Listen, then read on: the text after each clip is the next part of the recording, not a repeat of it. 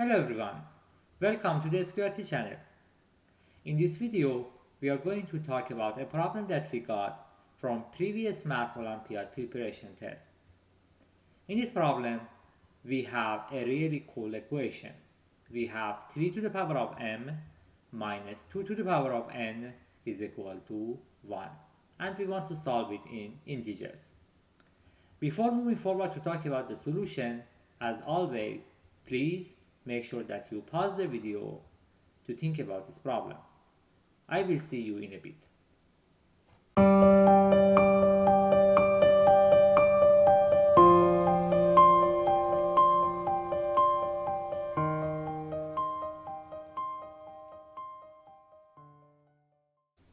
To solve this problem, I'm going to start with limiting the ranges that we have for n and m.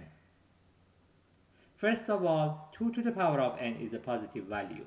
So we can say that 2 to the power of n plus 1 is going to be greater than 1.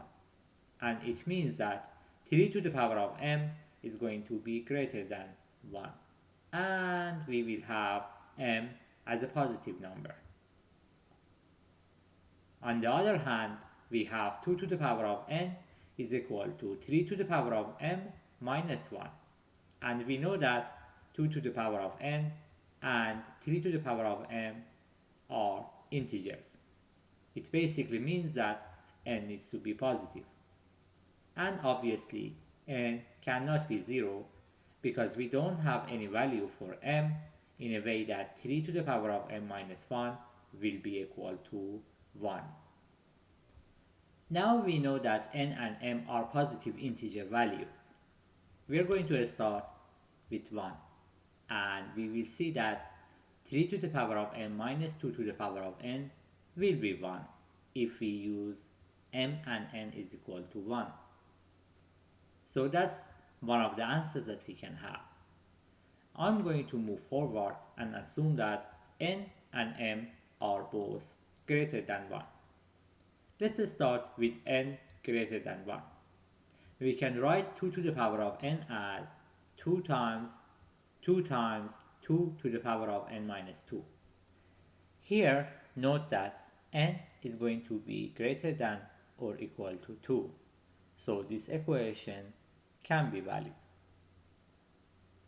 Now we have 2 to the power of n as 4 times an integer value, and we can write it as 4k.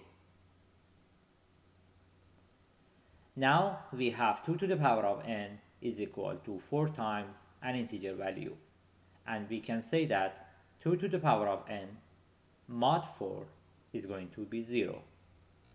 Since 2 to the power of n is equal to 3 to the power of m minus 1, we can use the same approach for 3 to the power of m minus 1.